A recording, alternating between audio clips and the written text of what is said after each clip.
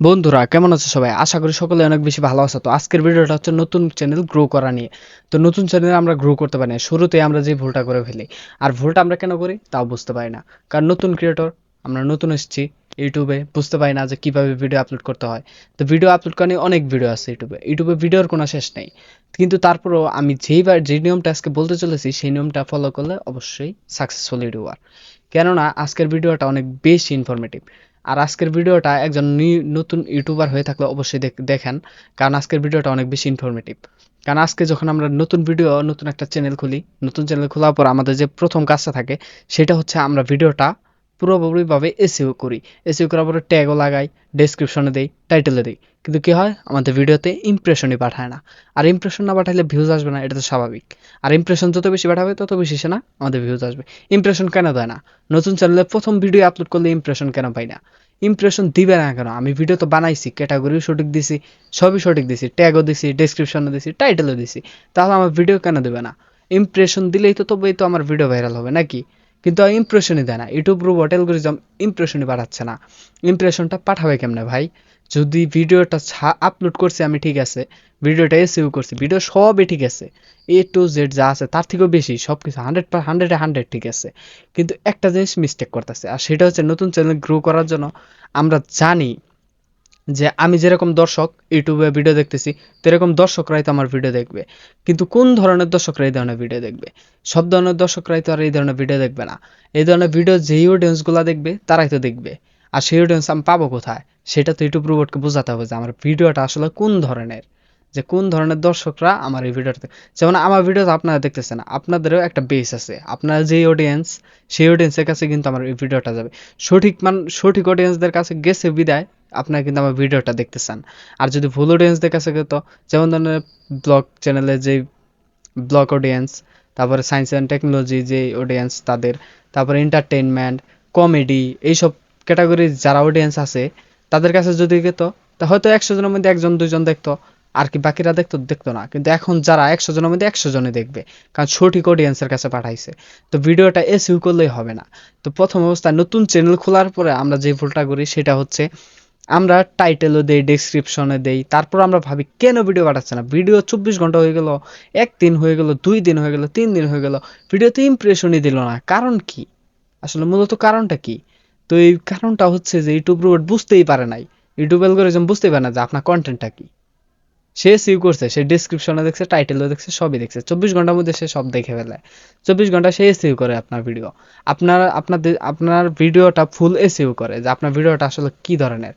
যখন সে বুঝতে না পারে তখন সে মানে আন্দার গুন্দের, মানে যাকে বলে যে বিভিন্ন ধরনের অডিয়েন্সের কাছে পাঠাইতে থাকে। তো তাদের মধ্যে দেখে না, আর তাতে ভিউজ ডাউন হয়ে যায়, আর ভিডিও র্যাঙ্ক করে না। কিন্তু আপনাকে বুঝাইতে হবে প্রথম চ্যানেল খোলার অবস্থায়, নতুন চ্যানেল গ্রো করার জন্য প্রথমে যেটা বুঝাইতে হবে সেটা হচ্ছে যে আমার ভিডিওটা আসলে কোন ধরনের। আর ভিডিওটা কোন ধরনের সে যদি একবার বুঝতে পারে তাহলেই তো সেই অডিয়েন্সদের কাছে পাঠাবে।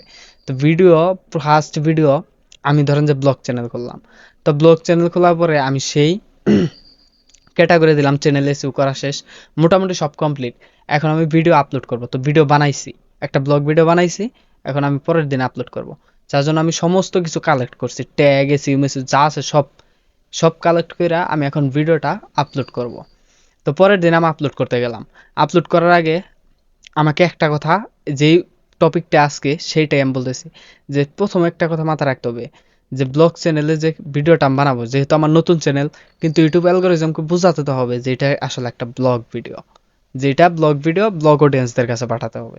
কিন্তু ইউটিউব রোবটকে তারা আপনি বলে বোঝাতে পারবে না, কারণ এটা কোনো মানুষ না যে আমি ফোন দিলাম, হ্যালো ভাই, আপনি আমার ভিডিওটা ব্লগ ভিডিও, আপনি ব্লগ অডিয়েন্সদের কাছে পাঠাই দেন, এরকম না। আপনাকে আপনার ভিডিওর মধ্যে দিয়ে আর আপনার টাইটেল ডেসক্রিপশনের মধ্যে দিয়ে বোঝাতে হবে যেটা আসলে ব্লগ ভিডিও, আর ব্লগ অডিয়েন্সদের কাছে পাঠাইতে হবে।